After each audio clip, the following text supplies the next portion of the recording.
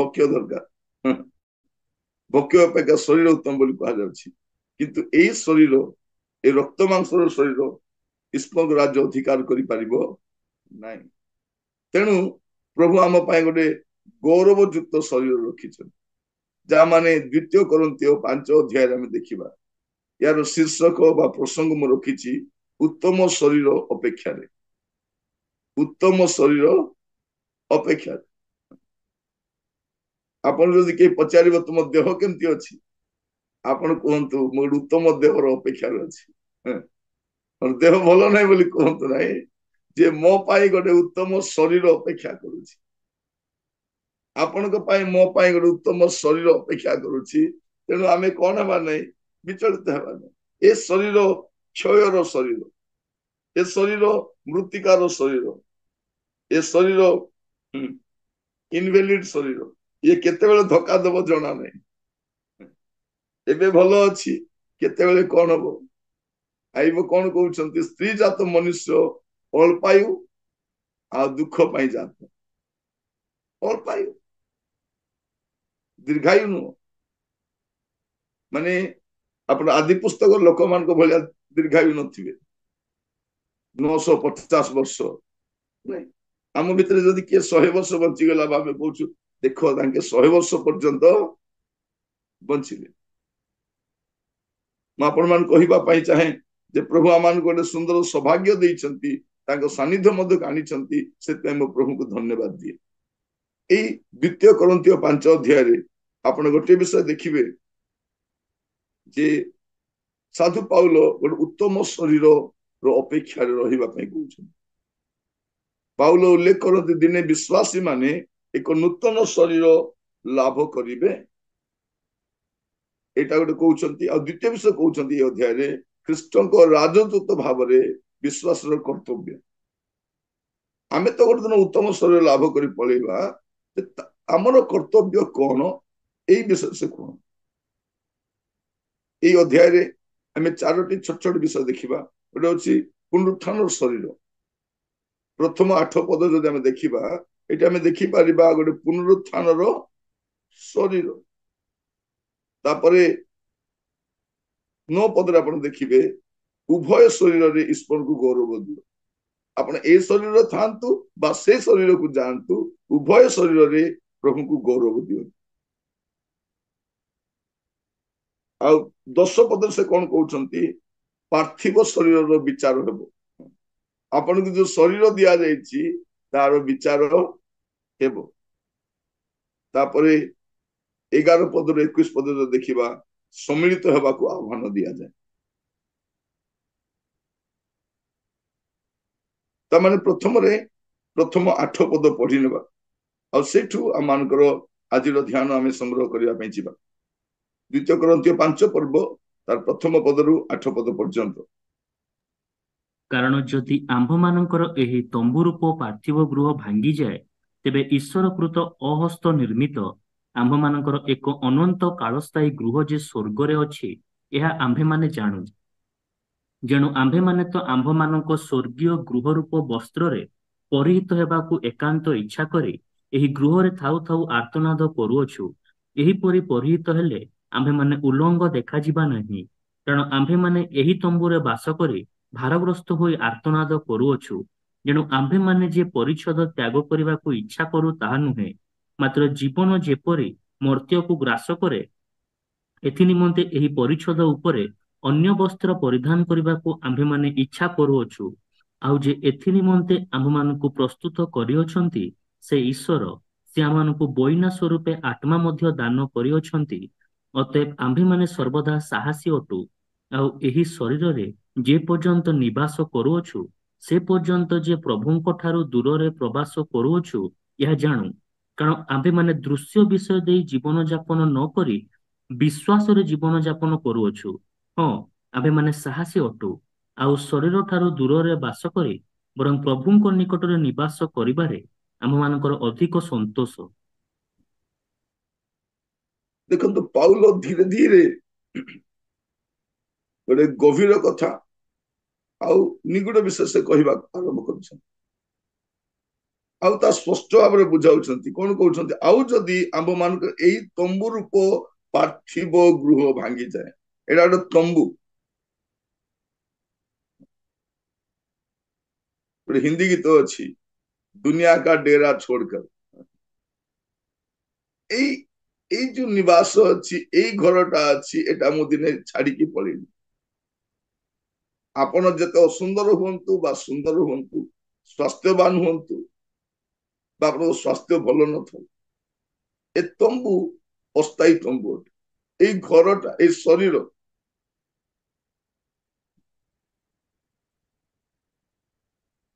ଆମର ଦେଶର ଲୋକମାନେ ଈଶ୍ୱରଙ୍କୁ ଖୋଜି ବୁଲନ୍ତି କିନ୍ତୁ କହିଲା ବେଳେ କଣ କହନ୍ତି ଈଶ୍ୱର ମଠରେ ରୁହନ୍ତି ନାହିଁ ଈଶ୍ୱର ତୁଠରେ ରୁହନ୍ତି ନାହିଁ ଈଶ୍ୱର ଘଟରେ ରୁହନ୍ତି ବୋଲି କୁହନ୍ତି ସେମାନେ କହିଲା ବେଳେ କୁହନ୍ତି ପ୍ରଭୁ ମଠରେ ରୁହନ୍ତି ନାହିଁ ଘଟରେ ରୁହନ୍ତି ବୋଲି କିନ୍ତୁ ଖୋଜି ବୁଲନ୍ତି କୋଉଠି ସେଇ ମଠରେ ଏକା ଖୋଜି ବୁଲନ୍ତି ଆମର ଈଶ୍ୱର ଚର୍ଚ୍ଚରେ ରୁହନ୍ତି ନାହିଁ ଆମର ଈଶ୍ୱର ଆମର ହୃଦୟ ଭିତରେ ରୁହନ୍ତି ଆମ ଶରୀର ପବିତ୍ର ଆତ୍ମାଙ୍କର ମନ୍ଦିର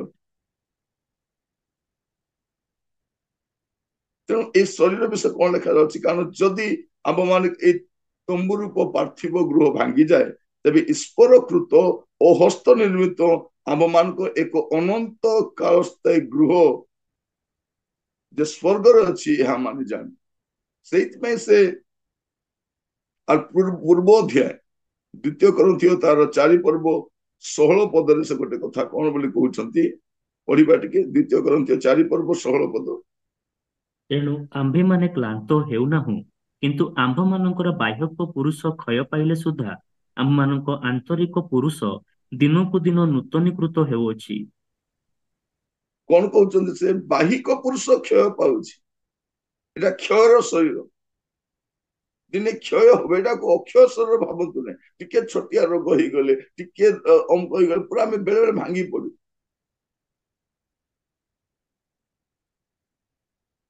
ବେଳେ ବେଳେ ଭାଙ୍ଗି ପଡୁ ମୋର ଗୋଡର ନଖଟା ଗୋଟେ ବଙ୍କା ହେଇଯାଉଛି ତେଣୁ ମତେ କହିଲେ ଆରେ ଆରେ ଆରେ ଆପଣଙ୍କର ଗୋଡର ନଖଟା ତ ପୁରା ବଙ୍କା ହେଇଯାଉଛି ଏତେ ବ୍ୟସ୍ତ ହେଲେ କେମିତି ବଙ୍କା ହେଲା କଣ ମୁଁ କହିଲି ନଖ ବଙ୍କା ନାହିଁ ମୁଁ ବଙ୍କାଟା ଏବେ ଏବେ ସିଧା ହେଇଯାଉଛି ମୋର ଜୀବନଟା ଏକା ବଙ୍କା ଥିଲା ଆମେ ଛୋଟ ଛୋଟ ବିଷୟରେ ଯେତେବେଳେ ଚୁଟି ପାଚିଗଲାଣି ତୁ କଣ ମହନ୍ତି ଏତେ ଚୁଟିର ଯତ୍ନ ନଉଛ ନା ନାହିଁ ଚୁଟି ଅଛି ପାଚିବା ପାଇଁ ଦାନ୍ତ ଅଛି ଝଡିବା ପାଇଁ ହାଡ ଅଛି କ୍ଷୟ ପାଇବା ପାଇଁ ଦୃଷ୍ଟି ଶକ୍ତି ଅଛି ଲୋପ ପାଇବା ପାଇଁ ପେଟ ସବୁବେଳେ ପୂର୍ବପରି ହଜମ କରିବ ବୋଲି ନାହିଁ ତାର କେପାସିଟି ଅଛି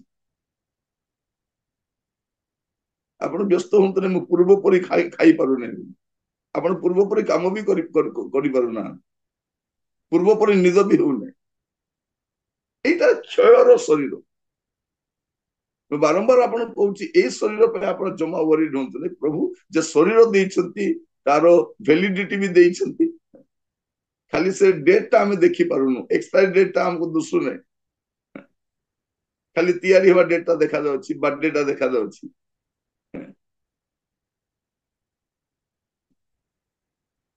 କିନ୍ତୁ ଏକ୍ସପାୟରି ଡେଟ୍ ଟା ଆମକୁ ଦୁଶୁନାହିଁ ପ୍ରଭୁକୁ ଦୁଶୁଛି ଓ ଆର ଏକ୍ସପାୟରି ଡେଟ୍ ଆସିଗଲାଣି ବୋଲି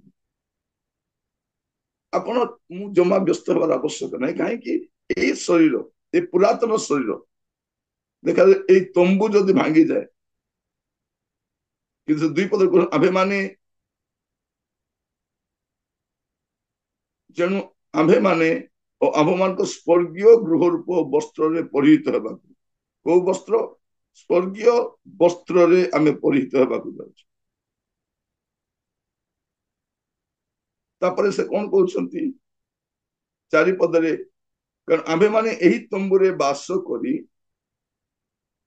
ଭାରଗ୍ରସ୍ତ ହୋଇ ଆର୍ତ୍ତନାଦ କରୁଅଛୁ କଣ କରୁଛୁ ଏଇ ଶରୀରରେ ରହିକି ଆମେ କଣ କରୁଛୁ ଆର୍ତ୍ତନାଦ କରୁଛୁ ବାହାରୁଛି କି ସେ ଆର୍ତ୍ତନାଦ ପ୍ରଭୁ ମୁଁ ଏଇ ଶରୀରରୁ କେବେ ବାହାରିବି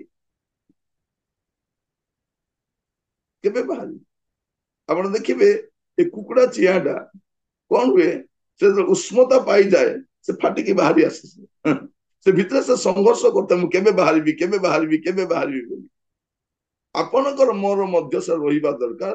ପ୍ରଭୁ ଏ ଶରୀରରୁ ମୁଁ କେବେ ବାହାରିବି, କେବେ ମତେ ଗୌରବଯୁକ୍ତ ଶରୀର ମିଳିବ। ଆମେ ଏ ଶରୀର ପାଇଁ ଲାଳାୟିତ ନ ହଉ, କାରଣ ୟା ଠାରୁ ମଧ୍ୟ ଗୌରବଯୁକ୍ତ ଶରୀର। ତେଣୁ ଆଜିର ପ୍ରସଙ୍ଗ ହଉଛି ଉତ୍ତମ ଶରୀର ଅପେକ୍ଷାରେ ଆମେ ପ୍ରତ୍ୟେକ ଗୋଟେ ବେଟର ଶରୀର ପାଇବା ପାଇଁ ଯାଉଛୁ, ଯୋଉ ଶରୀରରେ ରୋଗ ନଥିବ। ସକାଳୁ ଉଠିଲେ ପ୍ରତିଦିନ ଖାଲି ପେଟରେ ଗୋଟେ ମେଡିସିନ ଖାଅ, ଖାଇଲା ପରେ ଖାଅ, ମେଡିସିନ ଖାଇଲ ନା ନାହିଁ, ଖାଇଲା ପରେ ବି ଭଲ ଲାଗୁନାହିଁ, ପ୍ରତି ମାସ ରେଗୁଲାର ଡକ୍ଟର ପାଖକୁ ଯିବାର ଅଛି, ଚେକିଂ କରାଇବାର ଅଛି, ଆଉ ବେଶୀ ଅସୁବିଧା ହେଲେ ମେଡିକାଲ ଆଡମିଟ ହେବାର ଅଛି, ଏଇ ମେଡିକାଲ ନହେଲେ ଆଉ କୋଉ ମେଡିକାଲକୁ ଯିବାର ଅଛି, ଏସବୁ ଚାଲିଥିବ ଏଠି। କିନ୍ତୁ ଆମକୁ ଯୋଉ ଶରୀର ଦିଆଯିବ, ଉତ୍ତମ ଶରୀର ଦିଆଯିବ, ଆଉ ସେଇ ଶରୀରରେ କୌଣସି ଖୁଣ ନଥିବ, ଆଉ ସେଇ ଶରୀର ପ୍ରଭୁ ଆମକୁ ଦେବା ପାଇଁ ଯାଉଛନ୍ତି। ଯଦି ଆପଣଙ୍କୁ ଏଇ ଜଗତରେ ହିଁ ସବୁ ଭଲ ଶରୀର ଦେଇଥାନ୍ତେ, ଏ ପାପର ଜଗତରେ ଆପଣ ରହିଥାନ୍ତେ ଆଉ କାନ୍ଦିଥାନ୍ତେ, ପ୍ରଭୁ ଆପଣ କାହିଁକି ମୃତ୍ୟୁ ରଖିଲେ ନାହିଁ ବୋଲା। ଏଠି ପାପ ଅଛି, ପ୍ରଭୁଙ୍କର ଯୋଜନା ମୃତ୍ୟୁ ନଥିଲା, ପ୍ରଭୁଙ୍କ ଯୋଜନାରେ ଏକ ମୃତ୍ୟୁ ନଥିଲା, ଅବାଧ୍ୟତା ମୃତ୍ୟୁ ଆଣି ପଶେଇଛି। ତେଣୁ ପ୍ରଭୁ ବେଟର ପ୍ଲାନ ଗୋଟେ କରିଛନ୍ତି। କଣ ପାଇଁ? ଗୋଟେ ଆଉ ଗୋଟେ ଶରୀର ଦେବେ, ଆଉ ଗୋଟେ ଅକ୍ଷୟ ନଗର, ଅକ୍ଷୟ ଶରୀର ଦେବେ, ଅକ୍ଷୟ ନଗରକୁ ନେଇକି ଯିବେ। କଣ କରୁଛନ୍ତି? ଆମେ ଆର୍ତ୍ତନାଦ କରୁଅଛୁ, ଆର୍ତ୍ତନାଦ କରୁଅଛୁ। ଟିକେ ପଢିବେ। ଆର୍ତ୍ତନାଦକୁ ବୁଝିବା ପାଇଁ ହେଲେ ଆପଣ ଯାତ୍ରା ପୁସ୍ତକ 2 ପର୍ବ 23 ପଦ, ଯାତ୍ରା ପୁସ୍ତକ 2 ପର୍ବ 23 ପଦ। ବହୁ କାଳ ଉତ୍ତାରେ ମିଶ୍ର ରାଜାଙ୍କର ମୃତ୍ୟୁ ହେଲା। ପୁଣି ଇସ୍ରାଏଲ ସନ୍ତାନଗଣ ଦାସ୍ୟକର୍ମ ହେତୁ ହାହାକାର ଓ କ୍ରନ୍ଦନ କଲେ, ଓ ଦାସ୍ୟକର୍ମ ସକାଶୁ ସେମାନଙ୍କ ଆର୍ତ୍ତନାଦ ପରମେଶ୍ୱରଙ୍କ ଛାମୁରେ ଉପସ୍ଥିତ ହେଲା। এইଟାକୁ କୁହାଯାଏ ଆର୍ତ୍ତନାଦ ବୋଲି। ଆର୍ତ୍ତନାଦ ମାନେ କଣ? ପ୍ରଭୁ ଏଇ ବନ୍ଧନରୁ ଆମେ କେବେ ବାହାରି ଯିବୁ, এই ସଂଘର୍ଷରୁ କେବେ ବାହାରି ଯିବୁ, ଏଇଟା ହେଲା ହାହାକାର ଓ କ୍ରନ୍ଦନ କଲେ ଓ ଦାସକର୍ମ ସକାଶେ ଆର୍ତ୍ତନାଦ ପରମେଶ୍ୱରଙ୍କ ଚାମରେ ଆର୍ତ୍ତନାଦ। ଆମର ଆର୍ତ୍ତନାଦ ମଧ୍ୟ ଉଠିବା ଦରକାର, ପ୍ରଭୁ ମତେ ଶରୀରରୁ ସେ ଗୌରବଯୁକ୍ତ ଶରୀରକୁ ନେଇଯାଅ। ଏ କ୍ଷୟ ଶରୀରର ଅକ୍ଷୟତା ମୋର ଶରୀରର ଡାକରା ଗୋଟେ ଥିବା ଦରକାର, ମୋ ଶରୀର ଗୋଟେ ଡାକ ଛାଡୁଥିବା ଦରକାର, ପ୍ରଭୁ ମତେ ଅକ୍ଷୟ ଶରୀର ଦରକାର। ସେଇଥିପାଇଁ ଆମେ ପ୍ରସ୍ତୁତ ହେବା ଦରକାର। ପବିତ୍ର ଆତ୍ମା ଆପଣଙ୍କ ଶରୀରରେ କାହିଁକି ଅଛନ୍ତି? ଏ ଶରୀରକୁ ସେ ରାଜ୍ୟକୁ ନେଇକି ଯିବା ପାଇଁ। ଶରୀର ଆପଣଙ୍କ ଶରୀର। ତେଣୁ ଆମେ ଗାଇବା ସମୟରେ ଗାଉଛୁ, ଶରୀର କାର୍ଯ୍ୟ ସବୁ ବିନାଶ କର ହେ ପ୍ରଭୁ। ମୋ ଶରୀରରେ ଯୋଉ କାର୍ଯ୍ୟ ଚାଲିଛି, ଏଟା ଶାରୀରିକ ମଣିଷ ପରମେଶ୍ୱର ରାଜ୍ୟକୁ ଯାଇପାରିବ। ତେଣୁ ଏ ଶରୀରର ଗୋଟେ ଆର୍ତ୍ତନାଦ ରହିବା ଦରକାର। ଆଉ କଣ? ସେଇ ବସ୍ତ୍ରରେ ପରିହିତ ହେବା ପାଇଁ ପ୍ରସ୍ତୁତ ହେବା ଦରକାର। 5 ପଦରେ କଣ ଲେଖା ଯାଉଛି? ଆଉ ଯେ ଏଇ ସମସ୍ତ ଆମ୍ଭମାନଙ୍କୁ ପ୍ରସ୍ତୁତ କରିଅଛନ୍ତି, ସେ ଈଶ୍ୱର ସେ ଆମ୍ଭମାନଙ୍କୁ ବଇନା ସ୍ୱରୂପ ଆତ୍ମା ମଧ୍ୟ ଦାନ କରିଅଛନ୍ତି। କଣ କରିଛନ୍ତି? ବଇନା ସ୍ୱରୂପ। ଏ ବଇନା ମାନେ କଣ? ଏଟାକୁ କୁହାଯାଏ ଡାଉନ ପେମେଣ୍ଟ ବୋଲି। ଇଂରାଜୀ ଲେଖା ଯାଉଛି କଣ ବୋଲିକିରି? Down payment. ମାନେ କୌଣସି ଜିନିଷ ଯଦି କିଣା ଯିବାର ଅଛି, କଣ କରନ୍ତି? ତାକୁ ଆଡଭାନ୍ସ ଦେଇକି ରଖି ଦେଇଥାନ୍ତି। ଆପଣଙ୍କ ଦୋକାନରେ ଯିବେ, ଆଜ୍ଞା ଏଇ ଫ୍ରିଜ ଟା ନାଇଁ ନାଇଁ ଏଟା ପାଇଁ ତ ଡାଉନ ପେମେଣ୍ଟ ହେଇଯାଇଛି, ଖାଲି ସେ ଆସିକି ନେଇନାହାନ୍ତି, ଆଡଭାନ୍ସ ଦେଇକି ଯାଇଛନ୍ତି। ଆପଣ କୌଣସି ଫ୍ଲାଟ କିଣିବା ପାଇଁ ଯିବେ, କହିବେ ଆଜ୍ଞା ଏଇ ଫ୍ଲାଟ ଟା ମତେ ଦିଅନ୍ତୁ, ସେ ନାଇଁ ନାଇଁ ଏ ଫ୍ଲାଟ ପାଇଁ ଆଡଭାନ୍ସ ଦିଆ ସରିଛି। ଆପଣ ଶୋରୁମ ରେ ଯିବେ କାର କିଣିବା ପାଇଁ, ଆଉ ଘରୁ କଥା ହେଇକି ଯାଇଥିବେ, ନାଇଁ ନାଇଁ ଆମେ ଗ୍ରେ କଲର କାର ଆଣିବୁ। କାହାର ନାଇଁ ଗ୍ରେ କଲର, ଆମେ ଗ୍ରେ କଲର ନେବା। ଆପଣ ଯିବେ ସେ କଲର କିଣିବା ପାଇଁ, ଶୋରୁମ ରେ ସେଇ କାରଟା ଥିବ, ଆପଣ ଖୁସି ଯିବେ, ଆରେ ଆରେ କାରଟା ତ ଅଛି, ଆମେ ଏଇଟା ହିଁ ନେବା। ଆପଣ ଯେ କହିବେ ଆଜ୍ଞା ଏଇ କଲର କାରଟା ଦିଅନ୍ତୁ, ସେ କଣ ବୋଲି କହିବେ? ନାଇଁ ନାଇଁ ୟାର ଆଗରୁ ଡିପୋଜିଟ ହେଇସାରିଛି, ଆଡଭାନ୍ସ ଦେଇ ସାରିଛନ୍ତି, ଡାଉନ ପେମେଣ୍ଟ ହେଇଛି, ସେ ଆସିକି ପୁରା ପେମେଣ୍ଟ କରିକି ନେଇଯିବେ। ଏଇଟାକୁ କୁହାଯାଏ ବଇନା ବୋଲି। ତ ଆପଣଙ୍କୁ ଗ୍ୟାରେଣ୍ଟି ସ୍ୱରୂପ ପବିତ୍ର ଆତ୍ମା ଦିଆଯାଇଛି। এইটা ଗ୍ୟାରେଣ୍ଟି ଯେ ପୁନରୁତ୍ଥାନରେ ଆପଣଙ୍କ ଶରୀର ଉଠାଇ ନିଆଯିବ, ରୂପାନ୍ତରିତ ହବ। ତାର ଗ୍ୟାରେଣ୍ଟି କଣ? ପବିତ୍ର ଆତ୍ମା। ଆମ ଲୋକମାନେ ପବିତ୍ର ଆତ୍ମା ପାଇଛୁ, ପରଭାଷା କହୁଛୁ, ଭାବବାଣୀ କହୁଛୁ, ଆତ୍ମା ଚିହ୍ନୁଛୁ। ଜଣେ ଲୋକ କହୁଥିଲେ, ଆଜ୍ଞା ପ୍ରଭୁ ମତେ ଆତ୍ମା ଚିହ୍ନିବା ଦାନ ଦେଇଛନ୍ତି।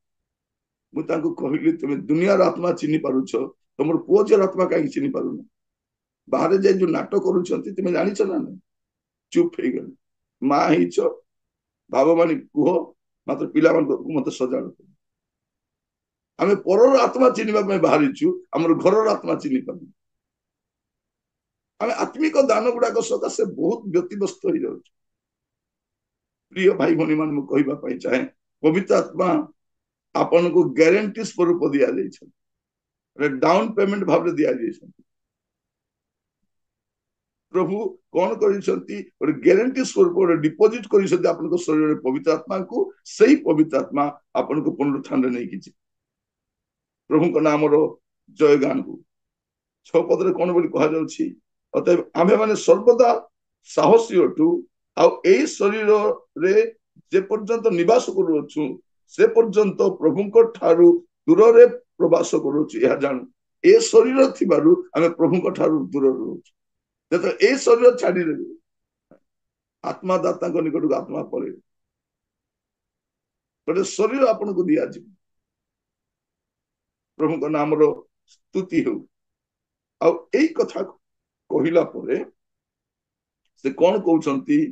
ଦ୍ୱିତୀୟ ବିଷୟ 9 ପଦରେ ଆମେ ପଢିବା ଟିକେ 9 ପଦ। ଏଣୁ ମଧ୍ୟ ନିବାସୀ ହଉ ବା ପ୍ରବାସୀ ହଉ, ତାହାଙ୍କ ନିକଟରେ ସନ୍ତୋଷ ପାତ୍ର ହେବା ଆମ୍ଭମାନଙ୍କର ଏକାନ୍ତ ବାସନା।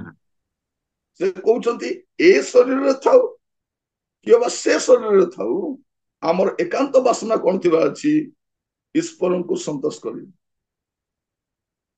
ଆପଣଙ୍କୁ ଗୌରବର ଶରୀର ଦିଆଯିବ, ଆଉ ଏଇ ଶରୀର ମଧ୍ୟ, ଏ ଉଭୟ ଶରୀରରେ ଆପଣ ପ୍ରବାସ କରୁଥାନ୍ତୁ ଏ ଶରୀରରେ ବା ନିବାସ କରୁଥାନ୍ତୁ, ଆପଣଙ୍କର ଉଦ୍ଦେଶ୍ୟ କଣ ହେବା ଦରକାର?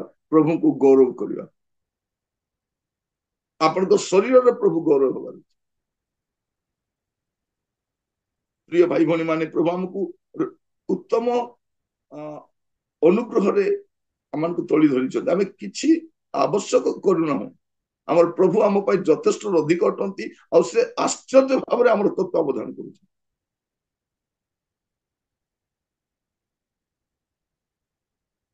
ଏଇଠି ଆମେ ଦେଖୁ ଯେ ଆମର ଗୋଟେ ପୁନରୁତ୍ଥାନ ଶରୀର ହବ। ତାମାନେ ଗୋଟେ ପୁରାତନ ଶରୀର ଅଛି, ଗୋଟେ ନୂତନ ଶରୀର ଆମକୁ ଦିଆଯିବ।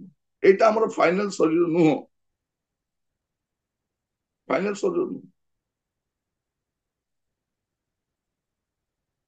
ଗୋଟେ ଉତ୍ତମ ଶରୀର ଦିଆଯିବ। କିନ୍ତୁ ଏବେ ଏଇ ଶରୀର ଯୋଉ ରହିଛୁ, ଏଇ ଶରୀରରେ ମଧ୍ୟ ଆମେ ପ୍ରଭୁଙ୍କର ଗୌରବ କରିବାର ଅଛି। ଆଉ ଦ୍ୱିତୀୟ ବିଷୟ ଆମେ ଦେଖୁଥିଲୁ, ଏ ଉଭୟ ଶରୀର ପ୍ରଭୁଙ୍କୁ ଗୌରବ ଦେବା। ଆଉ ତୃତୀୟ ଶରୀର ବିଷୟ ହଉଛି କଣ? 10 ପଦ ପଢିବେ। କାରଣ ଭଲ ହେଉ ବା ମନ୍ଦ ହେଉ, ପ୍ରତ୍ୟେକ ଜଣ ଆପଣା ଶରୀର ଦ୍ୱାରା କୃତ କର୍ମାନୁସାରେ ଫଳ ପାଇବା ନିମନ୍ତେ ଖ୍ରୀଷ୍ଟଙ୍କ ବିଚାରାସନ ସାମୁରେ ଆମ୍ଭ ସମସ୍ତଙ୍କୁ ପ୍ରକାଶିତ ହେବାକୁ ହେବ। ଏ ଶରୀରର ବିଚାର ହବ। ଏ ପାର୍ଥିବ ଶରୀରର ବିଚାରିତ ହେବାକୁ ପଡିବ। ସ୍ଥାନ କୋଉଠି ବିଚାର ହବ? ଖ୍ରୀଷ୍ଟଙ୍କ ବିଚାର ସିଂହାସନ ପାଖରେ। ଉଦ୍ଦେଶ୍ୟ କଣ? ଯେ ଆମେ ଶରୀର ଥିବା ସମୟରେ କିପରି ଜୀବନ କାଟିଛୁ। ଆମେ ଭଲ ଭାବରେ ଜୀବନ କାଟିଛୁ ନା ଖରାପ ଭାବରେ ଜୀବନ କାଟିଛୁ? ଆମକୁ ଯୋଉ ଶରୀର ଦିଆଗଲା, ଏ ଶରୀରକୁ ଆମେ କି ପ୍ରକାର ବ୍ୟବହାର କରିଛୁ, ତାର କର୍ମ ଅନୁସାରେ ପ୍ରତ୍ୟେକଙ୍କର ବିଚାର ହବ। ମୁଁ ଏ ଶରୀରରେ କଣ କଣ କରିଛି। ତେଣୁ ଆମେ ଭାବିବା ନାହିଁ ଏ ଶରୀର ତ ମାଟିର ଶରୀର, ମାଟିରେ ମିଶିଯିବ। ନାହିଁ, ଏ ଶରୀରର ବିଚାର ମଧ୍ୟ ହେବ। ପ୍ରଭୁ ଆମମାନଙ୍କୁ ଅନୁଗ୍ରହ କରନ୍ତୁ ଏହା ବୁଝିବା ପାଇଁ ଯେ ଆମର ଶରୀରର ଦିନେ ବିଚାର ହବ, ପାର୍ଥିବ ଶରୀର। ତେଣୁ ଆମେ ଦକ୍ଷତାର ସହିତ ଜୀବନ କାଟିବା ପାଇଁ ଚେଷ୍ଟା କରିବା। ଶରୀରକୁ କେମିତି ଉତ୍ତମ ଭାବରେ ଆମେ ବ୍ୟବହାର କରିବା। ଆଉ ସେ ଚତୁର୍ଥ ବିଷୟ 11 ପଦରୁ 21 ପଦ ପର୍ଯ୍ୟନ୍ତ କହୁଛନ୍ତି, ଯେ ଆମେ ସମ୍ମିଳିତ ହେବାକୁ ସେ ଆହ୍ୱାନ ଦିଅନ୍ତି। ପଢିବା ଟିକେ 11 ରୁ 21। ଅତଏବ ପ୍ରଭୁ ବିଷୟକ ଭୟ ଜ୍ଞାତ ହେବାରୁ ଆମ୍ଭେମାନେ ମନୁଷ୍ୟମାନଙ୍କୁ ମଣାଉଅଛୁ, କିନ୍ତୁ ଆମ୍ଭେମାନେ ଈଶ୍ୱରଙ୍କ ଛାମୁରେ ପ୍ରକାଶିତ ଅଟୁ ଏବଂ ତୁମ୍ଭମାନଙ୍କ ବିବେକ ନିକଟରେ ମଧ୍ୟ ଯେ ପ୍ରକାଶିତ ଅଟୁ, ଏହା ମୁଁ ଆଶା କରେ। ଆମ୍ଭେମାନେ ପୁନର୍ବାର ତୁମ୍ଭମାନଙ୍କ ନିକଟରେ ଆତ୍ମପ୍ରଶଂସା କରୁନାହୁଁ, କିନ୍ତୁ ଯେଉଁମାନେ ଆନ୍ତରିକ ବିଷୟରେ ଦର୍ପ ନ କରି ବାହ୍ୟ ବିଷୟରେ ଦର୍ପ କରନ୍ତି, ସେମାନଙ୍କୁ ଯେପରି ଉତ୍ତର ଦେଇପାର, ଏଥି ନିମନ୍ତେ ଆମ୍ଭମାନଙ୍କ ସପକ୍ଷରେ ଦର୍ପ କରିବା ନିମନ୍ତେ ତୁମମାନଙ୍କୁ ସୁଯୋଗ ଦେଉଅଛୁ। ଯେଣୁ ଯଦି ଆମ୍ଭେମାନେ ନିର୍ବୋଧ, ତାହା ଈଶ୍ୱରଙ୍କ ନିମନ୍ତେ, କିମ୍ବା ଯଦି ସୁବୋଧ, ତାହା ତୁମମାନଙ୍କ ନିମନ୍ତେ, କାରଣ ଖ୍ରୀଷ୍ଟଙ୍କ ପ୍ରେମ ଆମ୍ଭମାନଙ୍କୁ ବଶରେ ରଖି ଚଳାଉଅଛି। ଯେଣୁ ଆମ୍ଭେମାନେ ଏହି ବିଚାର କରିଅଛୁ ଯେ ଜଣେ ସମସ୍ତଙ୍କ ନିମନ୍ତେ ମୃତ୍ୟୁଭୋଗ କରିଥିବାରୁ ସମସ୍ତେ ମୃତ ହେଲେ, ଆଉ ସେ ସମସ୍ତଙ୍କ ନିମନ୍ତେ ମୃତ୍ୟୁଭୋଗ କଲେ, ଯେପରି ଯେଉଁମାନେ ଜୀବିତ ସେମାନେ ଆଉ ଆପଣା ଆପଣା ନିମନ୍ତେ ଜୀବନ ଯାପନ ନ କରି ବରଂ ଯେ ସେମାନଙ୍କ ନିମନ୍ତେ ମୃତ୍ୟୁଭୋଗ କଲେ ଓ ଉତ୍ଥିତ ହେଲେ ତାହାଙ୍କ ନିମନ୍ତେ ଜୀବନ ଯାପନ କରନ୍ତି। ଅତଏବ ଆଜିଠାରୁ ଆମ୍ଭେମାନେ ଶରୀର ଅନୁସାରେ କାହାରିକି ଜାଣୁନାହୁଁ। ଯଦ୍ୟପି ଖ୍ରୀଷ୍ଟଙ୍କୁ ଶରୀର ଅନୁସାରେ ଆମ୍ଭେମାନେ ଜାଣିଅଛୁ, ତଥାପି ଏବେ ଆଉ ତାହାଙ୍କୁ ସେହି ପ୍ରକାରେ ଜାଣୁନାହୁଁ। ଏଣୁ ଯଦି କେହି ଖ୍ରୀଷ୍ଟଙ୍କ ଠାରେ ଅଛି, ତେବେ ସେ ନୂତନ ସୃଷ୍ଟି ହୋଇଅଛି। ପୁରାତନ ବିଷୟ ସବୁ ଲୋପ ପାଇଅଛି, ଦେଖ ନୂତନ ବିଷୟ ସବୁ ହୋଇଅଛି। କିନ୍ତୁ ସମସ୍ତ ବିଷୟ ଈଶ୍ୱରଙ୍କ ଠାରୁ ହୋଇଅଛି। ସେ ଖ୍ରୀଷ୍ଟଙ୍କ ଦ୍ୱାରା ଆପଣା ସହିତ ଆମ୍ଭମାନଙ୍କୁ ସମ୍ମିଳିତ କରିଅଛନ୍ତି ଓ ସେହି ସମ୍ମିଳନର ସେବକ ପଦ ଆମ୍ଭମାନଙ୍କୁ ଦେଇଅଛନ୍ତି। ସେହି ସମ୍ମିଳନର ବାକ୍ୟ ଏହି: ଈଶ୍ୱର ଖ୍ରୀଷ୍ଟଙ୍କ ଠାରେ ଜଗତକୁ ଆପଣା ସହିତ ସମ୍ମିଳିତ କରୁଥିଲେ, ସେ ଜଗତବାସୀଙ୍କର ଅପରାଧ ଗଣନା ନ କରି ସେହି ସମ୍ମିଳନର ବାକ୍ୟ ଆମ୍ଭମାନଙ୍କ ନିକଟରେ ସମର୍ପଣ କରିଅଛନ୍ତି। ଅତଏବ ଈଶ୍ୱର ଆମ୍ଭମାନଙ୍କ ଦ୍ୱାରା ଆହ୍ୱାନ କରୁଥିବାରୁ ଆମ୍ଭେମାନେ ଖ୍ରୀଷ୍ଟଙ୍କ ପକ୍ଷରେ ରାଜଦୂତର କର୍ମ କରୁଅଛୁ। ଖ୍ରୀଷ୍ଟଙ୍କ ପକ୍ଷରୁ ଆମ୍ଭେମାନେ ନିବେଦନ କରୁଅଛୁ, ତୁମ୍ଭେମାନେ ଈଶ୍ୱରଙ୍କ ସହିତ ସମ୍ମିଳିତ ହୁଅ। ଯାହାଙ୍କଠାରେ ପାପର ଲେଶ ମାତ୍ର ନଥିଲା, ତାହାଙ୍କୁ ସେ ଆମ୍ଭମାନଙ୍କ ନିମନ୍ତେ ପାପ ସ୍ୱରୂପ କଲେ, ଯେପରି ଆମ୍ଭେମାନେ ତାହାଙ୍କ ଦ୍ୱାରା ଈଶ୍ୱରଙ୍କର ଧାର୍ମିକତା ସ୍ୱରୂପ ହେଉ। ଏଇଠି ସେ କଣ କହୁଛନ୍ତି ଏଇ ଚତୁର୍ଥ ଭାଗରେ, ଯେ ଆମେ ସେ ସମ୍ମିଳିତ ହେବା ପାଇଁ ଡାକୁଛନ୍ତି, ଖ୍ରୀଷ୍ଟଙ୍କ ସହିତ ସମ୍ମିଳିତ ହେବା ପାଇଁ। ପ୍ରତ୍ୟେକଙ୍କୁ କଣ କହୁଛନ୍ତି 11 ପଦରେ, ପ୍ରଭୁ ବିଷୟକ ଭୟ ଜ୍ଞାତ ହେବାରୁ ଆମ୍ଭେମାନେ ମନୁଷ୍ୟ ମାନଙ୍କୁ ମଣାଉଅଛୁ, ଫୁସଲାଉଅଛୁ ନାହିଁ, କଣ କରୁଅଛୁ? ମଣାଉଅଛୁ। ଲୋକମାନେ କଣ କହୁଛନ୍ତି? ନାଇଁ, ଖ୍ରୀଷ୍ଟିଆନ ହେବା ପାଇଁ ମାନେ ଫୁସଲଉଛନ୍ତି। ଆମେ ବୁଝାଉଛୁ, ବାବୁରେ ପ୍ରଭୁଙ୍କୁ ଗ୍ରହଣ କର, ପରିତ୍ରାଣ ପାଅ, ଏଠି କିଛି ଟେମ୍ପଟେସନ ନାହିଁ, କିଛି ପ୍ରଲୋଭନ ନାହିଁ, ପ୍ରଲୋଭନ ନାହିଁ। ମୁଁ ଦେଖୁଛି ଯୋଉମାନେ ମଧ୍ୟ ଖ୍ରୀଷ୍ଟିଆନିଟି ଛାଡିକି ଯାଉଛନ୍ତି, ମତେ ପ୍ରଲୋଭନ ଦେଖାଇଥିବାରୁ। ତମକୁ କଣ ପ୍ରଲୋଭନ ଦେଖାଇଥିଲୁ? ତମକୁ 5 ଏକର ଜମି ଦେଲୁ, ତମକୁ ଘର ଦେଲୁ, ତମକୁ ବାଇକ୍ ଦେଲୁ, ତମକୁ ବୋଲେରୋ ଦେଲୁ, ସୁନା ଗହଣା ଦେଲୁ, କଣ ଦେଲୁ ତମକୁ? କିଛି ନାହିଁ। ଗୋଟେ ଖାଲି ପ୍ରହସନରେ କହିବା କଥା। କେବେ କିଏ କାହାରିକୁ କିଛି ଦିଅନ୍ତି ନା। ଆମେ କଣ ଅଫର କରୁ? ଆମେ ଖ୍ରୀଷ୍ଟଙ୍କୁ ଅଫର କରୁ। ଆମ ପାଖରେ କଣ ଅଛି? ପରିତ୍ରାଣ ବାର୍ତ୍ତା ଅଛି, ଖ୍ରୀଷ୍ଟ ଅଛନ୍ତି, ଆମେ ସେଇଟା ତାଙ୍କୁ ଦଉଛୁ। ତୁମେ ପ୍ରଭୁଙ୍କୁ ଗ୍ରହଣ କର, ତୁମେ ପରିତ୍ରାଣ ପାଇବ, ତୁମେ ଅନନ୍ତ ଜୀବନ ପାଇବ, ତୁମ ପାଇଁ ସ୍ୱର୍ଗ ଅଛି, ଏଇଟା ଆମେ କହୁଛୁ। ସେ କଣ କହୁଛନ୍ତି? ଆମେ ଲୋକମାନଙ୍କୁ ମଣାଉଅଛୁ, ମଣାଉଛୁ। ତାପରେ ସେ 16 ପଦରେ କଣ କହୁଛନ୍ତି? ଆଜିଠାରୁ ଆମ୍ଭେମାନେ ଶରୀର ଅନୁସାରେ କାହାରିକୁ ଜାଣୁନାହୁଁ। ଯଦ୍ୟପି ଖ୍ରୀଷ୍ଟଙ୍କୁ ଶରୀର ଅନୁସାରେ ଆମ୍ଭେମାନେ ଜାଣିଅଛୁ, ତଥାପି ଏବେ ଆଉ ତାହାଙ୍କୁ ସେଇ ପ୍ରକାର ଜାଣୁନାହୁଁ। ପ୍ରିୟ ଭାଇ ଭଉଣୀ ମାନେ, ଏବେ ଖ୍ରୀଷ୍ଟ କୋଉଠି ଅଛନ୍ତି? ଖ୍ରୀଷ୍ଟ ପିତାଙ୍କର ଦକ୍ଷିଣ ପାର୍ଶ୍ୱରେ ଅଛନ୍ତି। ଖ୍ରୀଷ୍ଟ ଶରୀର ନାହାନ୍ତି, ତାଙ୍କର ଫଟୋ ନାହିଁ। ସେ ଆଉ ସେଇ ମରିୟମର କୋଳରେ ବସିଥିବା ଯୀଶୁ ନୁହନ୍ତି। ଏବେ ପର୍ଯ୍ୟନ୍ତ ଆମର ଖ୍ରୀଷ୍ଟିଆନ ସମ୍ପ୍ରଦାୟର ରୋମାନ କାଥଲିକ ଭାଇ ଭଉଣୀ ମାନେ ସେଇ ଷ୍ଟାଚ୍ୟୁକୁ ଧରି ବସିଛନ୍ତି। ସେ ଷ୍ଟାଚ୍ୟୁ ପାଖକୁ ଯାଆନ୍ତି, ମାଗନ୍ତି। ନାଇଁ, ଖ୍ରୀଷ୍ଟ ଆଉ ସେମିତି ନାହାନ୍ତି। ଖ୍ରୀଷ୍ଟ କୋଉଠି ଅଛନ୍ତି? ଆମେ ସେପରି ଆଉ ତାଙ୍କୁ ଜାଣୁନାହୁଁ। ସେ ଏବେ କୋଉଠି ଅଛନ୍ତି? ପିତାଙ୍କର ଦକ୍ଷିଣ ପାର୍ଶ୍ୱରେ ଅଛନ୍ତି। ଆମେ ତାଙ୍କୁ ସେଭଳି ଭାବରେ ଜାଣୁଛୁ, ଆଉ ସେଇଠୁ ସେ ଗୌରବର ସହିତ ଆସୁଛନ୍ତି ଆମକୁ ନେଇଯିବା ପାଇଁ। ଏଇଟା ଆମେ ଜାଣୁ। ସେ କଣ କହୁଛନ୍ତି 17 ପଦରେ, ଏଣୁ ଯଦି କିଏ ଖ୍ରୀଷ୍ଟଙ୍କ ଠାରେ ଅଛି ତେବେ ସେ ନୂତନ ସୃଷ୍ଟି ହୋଇଅଛି। ଖ୍ରୀଷ୍ଟଙ୍କ ଠାରେ ଅଛି, ଖ୍ରୀଷ୍ଟଙ୍କ ଠାରେ। ଯେ ଖ୍ରୀଷ୍ଟଙ୍କ ଠାରେ ଅଛି ସେ ନୂତନ ସୃଷ୍ଟି ହେଇଛି। ଯେ ଖ୍ରୀଷ୍ଟଙ୍କ ଠାରେ ନାହିଁ, ସେଥିପାଇଁ ଯୀଶୁ କହୁଛନ୍ତି ମୋ ଠାରେ ରୁହ, ମୋ ଠାରେ ରୁହ, ମୋ ସହିତ ଲାଗି ରୁହ, ଖ୍ରୀଷ୍ଟଙ୍କ ଠାରେ। ପ୍ରଭୁ ଆମମାନଙ୍କୁ ଅନୁଗ୍ରହ କରନ୍ତୁ। ଆମକୁ ଯୋଉ ଭ୍ରମିତ ଶିକ୍ଷା ଗୁଡିକ ଦିଆଯାଉଛି, କୁହାଯାଉଛି ତୁମେ ପରିତ୍ରାଣ ପାଇଯାଇଛ, ତୁମେ ସ୍ୱର୍ଗକୁ ପଳେଇବ, ଏଇ ଭ୍ରମିତ ଅବସ୍ଥାରେ ଲୋକ ରହୁଛନ୍ତି। ଆପଣ ଦେଖିବେ ରୋମିଓ 8 ପର୍ବ ତାର 1 ପଦ, ରୋମିଓ 8 ପର୍ବ ତାର 1 ପଦ। ଅତଏବ ଯେଉଁମାନେ ଖ୍ରୀଷ୍ଟ ଯୀଶୁଙ୍କ ଠାରେ ଅଛନ୍ତି ସେମାନଙ୍କ ପ୍ରତି ବର୍ତ୍ତମାନ କୌଣସି ଦଣ୍ଡାଜ୍ଞା ନାହିଁ। ଏଠି କଣ ଲେଖାଯାଉଛି? ଯେଉଁମାନେ ଖ୍ରୀଷ୍ଟ ଯୀଶୁଙ୍କ ଠାରେ ଅଛନ୍ତି, ଖ୍ରୀଷ୍ଟ ଯୀଶୁଙ୍କ ଠାରେ ଅଛନ୍ତି, ସେମାନଙ୍କ ପ୍ରତି ବର୍ତ୍ତମାନ କୌଣସି ଦଣ୍ଡାଜ୍ଞା ନାହିଁ। ଯଦି ଖ୍ରୀଷ୍ଟ ଯୀଶୁଙ୍କ ଠାରୁ ବାହାରି ଯିବେ, ଭବିଷ୍ୟତରେ ଦଣ୍ଡାଜ୍ଞା ଅଛି।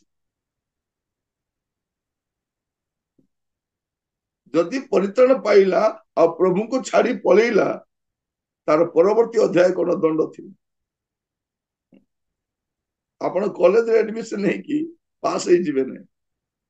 କଲେଜରେ ଆଡମିସନ ହେଇକି ଶେଷ ପର୍ଯ୍ୟନ୍ତ କଲେଜରେ ରହିବାର ଅଛି, ପାଠ ପଢିବାର ଅଛି, ପରୀକ୍ଷା ଦେଇ ପାସ୍ ଯିବେ। ଆପଣ କଲେଜରେ ଜଏନ ହେଇଯିବେ, ତାପରେ କଣ କରିବେ? ଆସିକି ମତେ ପାସ୍ ସାର୍ଟିଫିକେଟ ଦିଅ। ଆପଣ ଯଦି ଟ୍ରେନର ଟିକେଟ କରିବେ ଆଉ ବସିଥିବେ, ଆପଣଙ୍କୁ ଘରେ ନେଇ ଟ୍ରେନ ପହଞ୍ଚାଇଦେବ। ଆଉ କଣ କରିବା ଅଛି? ଟ୍ରେନ ଟିକେଟ କଲା ପରେ ଯୋଉ ଟ୍ରେନଟା ଆପଣଙ୍କର ଗନ୍ତବ୍ୟ ସ୍ଥଳରେ ପହଞ୍ଚିବ, ସେଇ ଟ୍ରେନରେ ଉଚିତ ଟିକଟ କରି ବସିଲେ ଆପଣ ଯାଇକି ପହଞ୍ଚିବେ। ତେଣୁ ଲେଖାଯାଉଛି କଣ? ଯୋଉମାନେ ଖ୍ରୀଷ୍ଟଙ୍କ ଠାରେ ଅଛନ୍ତି ସେମାନଙ୍କ ପ୍ରତି ବର୍ତ୍ତମାନ ଦଣ୍ଡାଜ୍ଞା ନାହିଁ। ଆଉ ଏଠି କଣ କହୁଛନ୍ତି? ଏଣୁ ଯଦି କିଏ ଖ୍ରୀଷ୍ଟଙ୍କ ଠାରେ, ସେଇଠି ମଧ୍ୟ ଖ୍ରୀଷ୍ଟଙ୍କ ଠାରେ, ଏଇଠି ମଧ୍ୟ ଖ୍ରୀଷ୍ଟଙ୍କ ଠାରେ। এইটা ଆମେ ବୁଝିବା ଅଛି, ଖ୍ରୀଷ୍ଟଙ୍କ ଠାରେ।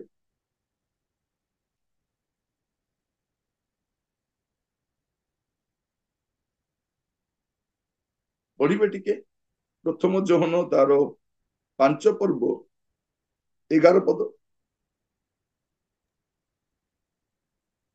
ସେହି ସାକ୍ଷ୍ୟ ଏହି ଯେ ଈଶ୍ୱର ଆମମାନଙ୍କୁ ଅନନ୍ତ ଜୀବନ ଦେଇଅଛନ୍ତି, ପୁଣି ସେହି ଜୀବନ ତାହାଙ୍କ ପୁତ୍ରଙ୍କ ଠାରେ ଅଛି। କାହାଠି ଅଛି? ମୋ ଠାରେ ଅନନ୍ତ ଜୀବନ ନାହିଁ, ପୁତ୍ରଙ୍କ ଠାରେ ଅଛି। ଆଉ ପୁତ୍ରକୁ ଯଦି ମୁଁ ଛାଡିଦେବି, ତାମାନେ କଣ? ଅନନ୍ତ ଜୀବନକୁ ମୁଁ ଛାଡିଦେବି। ଖ୍ରୀଷ୍ଟଙ୍କୁ ଛାଡିଦେବା ମାନେ କଣ? କାହିଁକି? ଅନନ୍ତ ଜୀବନ କାହା ପାଖରେ ଅଛି? ଏବେ ଦେଖନ୍ତୁ, ଆପଣ 10 ଜଣ ଯାଉଛନ୍ତି, ଜଣଙ୍କ ପାଖରେ ଚାବିକାଠି ଅଛି ଘରର, ସେଇ ଲୋକ ସାଙ୍ଗରେ ଥିଲେ ଏକା ଚାବିକାଠି ଖୋଲା ହେଇ ଘରେ ଯାଇପାରିବେ।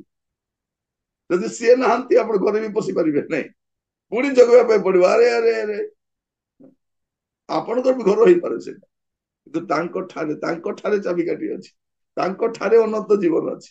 ମୋ ଠାରେ ଅନନ୍ତ ଜୀବନ ନାହିଁ, ଅନନ୍ତ ଜୀବନ ତାଙ୍କ ଠାରେ ଅଛି। ଲେଖା ହଉଛି ଯେପରି ଯେ କେହି ତାହାଙ୍କ ଠାରେ ବିଶ୍ୱାସ କରେ, କରିଛି ନାହିଁ, କରୁଥିବ। ସେଥିପାଇଁ ଶେଷ ପର୍ଯ୍ୟନ୍ତ ବିଶ୍ୱାସର ସ୍ଥିର ରହିବାର ଅଛି, ଯେ ଶେଷ ପର୍ଯ୍ୟନ୍ତ ଧୈର୍ଯ୍ୟ ଧରି ରହିବ। ତେଣୁ ଲେଖାଯାଉଛି ମନୁଷ୍ୟ ପୁତ୍ର ଆସିଲେ କଣ ବିଶ୍ୱାସ ଦେଖିବେ? କୋଉ ବିଶ୍ୱାସ ଦେଖିବେ? ଶେଷ ପର୍ଯ୍ୟନ୍ତ ବିଶ୍ୱାସ ବଜାୟ ରଖିବାର ଅଛି। ତେବେ ଆପଣ କଣ କରିବେ? ପ୍ରଭୁଙ୍କ ରାଜ୍ୟରେ ଯାଇପାରିବେ ଶେଷ ପର୍ଯ୍ୟନ୍ତ। ଆଜି ଆମେ ଖ୍ରୀଷ୍ଟିଆନ ସମ୍ପ୍ରଦାୟ ଯାହା ଦେଖୁଛୁ, କେବେ ଗୋଟେ ପରିତ୍ରାଣ ପାଇଥିଲେ? କେବେ ପବିତ୍ର ଜୀବନ କାଟୁଥିଲେ? କେବେ ବାପ୍ତିସ୍ମ ନେଇଥିଲେ? ଏବେ ସେମାନେ କହୁଛନ୍ତି ମୁଁ ନେଇଥିଲି ବାପ୍ତିସ୍ମ, ମୁଁ ସଭ୍ୟ ଅମୁକ ସମୟର, ମୁଁ ଢମକ ସମୟର ସଭ୍ୟ, ମୁଁ ଅମୁକ ଅମୁକ, ମୋର ଜେଜେ ବାପା ପାଳକ ଥିଲେ, मोर बापा डिकन थिले मोर मामू जने बालक अछंती हेले कोन करिवे पूरा पुनरुत्थान समय आपण काखर जाके धरि पळेबे नहीं जा पाई से दूरी शब्द ले जीवार अछि आपण जगत रे कहार नाम देखै कर गोट सीट पाई परिबे रेकमेंडेशन नहीं मंत्री रो पुओ मु अमकर लोक मु ढमकर लोक एठी काम देबो किंतु सेठी काम देबो से धनी लोक कोन बोली कहउछ हे पिता अब्राहम अब्राहम पिता बोली के से नरक रे अछि एटा फुटानी तो एटा हमें देखुछु कोन से कहउछ हमें मनाउछु लोक मान मनाउछु एटा से मंडली को लिखुछन करंतियो मंडली को लिखुछन ए मंडली लोक माने तुमे गोटे बेटर शरीर प्राप्त हबो तेनु ए शरीर रो भलो जत्न नेबो नले शरीर विचार हबो जब तुम ख्रीष्ट को ठारे अच्छ नूतन सृष्टि होइछ पुरातन विषय सब लोप पाइथिबा दरकार से कोन कहउछंती 18 पद रे जे समस्त विषय ईश्वर ठार होई अछि से ख्रीष्ट को द्वारा अपना सहित आमान को सम्मिलित करि अछंती से सम्मिलन सेवक पद आम मैंने पाई अच्छु सम्मिलन सेवक पद पाइछु आ 19 पद कौन कहते सम्मिलन वाक्य पाई तेणु एबे राजदूतर काम आम कर राजदूतर काम कौन राजदूत निजर किछि कहबो नै से तार किछि कहबार नै से आसीबे आ मोर सरकार एटा कहंती एम्बेसडर काम सत्यागा आसबे अतिथि भाव रहिबे सब काम करिवे किंतु से कोन कहिबे संवाद कोन आनिछो नै मोर सरकार तरफरु मु तुम पई एई संवाद आनिछि एटा होछि राजदूतर काम राजदूत निज ठार किछि से दूत प्रता पठा जाइछि पोस्टमैन रो काम कोन पोस्टमैन किछि कहिबे नै से कोन कहिबे आपण को जो चिट्ठी पठा जाइछि आपण को आनी देई देबे आपण खोली की पढिबे कोन लिखा हिछि पोस्टमैन जाने नै जे पठै छथि से सिटी लिखि छथि म आपण मान कहिबा पई चाहे प्रभुकर दास मानकर काम कोन ए सम्मिलन रो पद पाइछु सम्मिलन रो वाक्य कहिबा आ राजदूतर कर्म करिबा आ लेखा जाउछि शेष पद रे जांको ठारे पाप रो लेस मात्र नाही तांकु सामान्य निमंते पाप स्वरूप कर आमको जेपरि धार्मिक करती से प्रभु जीशु ख्रीस्ट क्रूस रे कौन देखा जाउतिले हमर पाप जल जल ही देखा जाउतिले प्रभु क्रूस रे कौन देखा जाउतला आम मान को पाप देखा जाउतिले आम मान को पाप पाई से प्रहारित हेले आम मान को पाप पाई से अपमानित हेले मृत्यु भोग कले आम मान को पाप पाई से किछि करि नाहंती जहां ठारे पाप रो लेस मात्र नहीं इंग्राजी रे किंतु अलगा लिखा जाउछि he knew no sin से कौन सी पाप जानी ना से पाप कौन जानी ना अब इंग्राजी वाले देखो बहुत बढ़िया लगे लेसो मत लिखा से पाप कौन जानती नहीं प्रिय भाई भौणी माने प्रभु को नाम रो धन्यवाद हो ताको नाम रो गौरव हो हम ए प्रकार को प्रभु को सेवा करू जे पाप कौन जानती नहीं अपन देखिए जौन तार 8 पर्व तार 46 पद जौन 8 पर्व 46 पद मो ठारे पाप अछि बोली तुम मानक मध्यरु किए प्रमाण देउछि मु जेबे कोन लेखा जाउछि एठी आउछति कि कोन लेखा अछि मो ठारे पाप अछि बोली किए तुम मानक मध्य देखा अछि मो ठारे पाप अछि बोली लेखा जाउछि तांकर पापर लेस मात्र नहीं प्रभु जीशु कहउछंती जे मो ठारे पाप अछि बोली किए देखाई देबो पाउल लिखुछंती जहांक ठारे पापर लेस मात्र नहीं आप जो देखिबे प्रथम पितर 2 पर्व 22 पद प्रथम पितर 2 पर्व 22 पद से कोनोसी पाप कले नहीं केवल ताहांको मुखरे कोनोसी छळ कथा नथिला एठी कहला से कोनोसी पाप कले नहीं ताको मुखरे छळ कथा मध्य छळ कथा भी पाप केते सुंदर लेखा देखो प्रभु यीशु कहउछंती मो ठारे पाप अछि बोली किए देखाई देबो ଏଠି ପାଉଲ କହୁଛନ୍ତି ଯାହାଙ୍କଠାରେ ପାପର ଲେଶ ମାତ୍ର ନାହିଁ।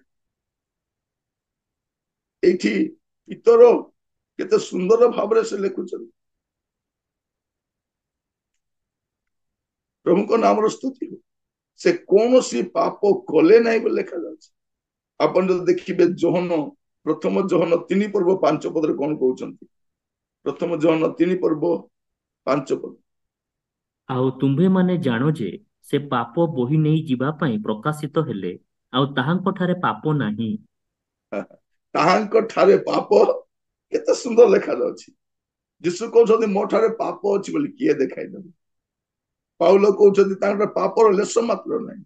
ଏଠି ଯୋହନ କହୁଛନ୍ତି ତାହାଙ୍କ ଠାରେ ପାପ ନାହିଁ। ଆଉ ସେଇ ପ୍ରଭୁ ଯୀଶୁ ଖ୍ରୀଷ୍ଟଙ୍କର ସେ ସମ୍ମିଳନ, ପ୍ରଭୁ ଯୀଶୁ କାହିଁକି ଆସିଲେ? ସମ୍ମିଳିତ କରାଇବା ପାଇଁ ଏ ବିନାଶ ପ୍ରାୟ ଜଗତକୁ ଈଶ୍ୱରଙ୍କ ସହିତ ସମ୍ମିଳିତ କରାଇବା।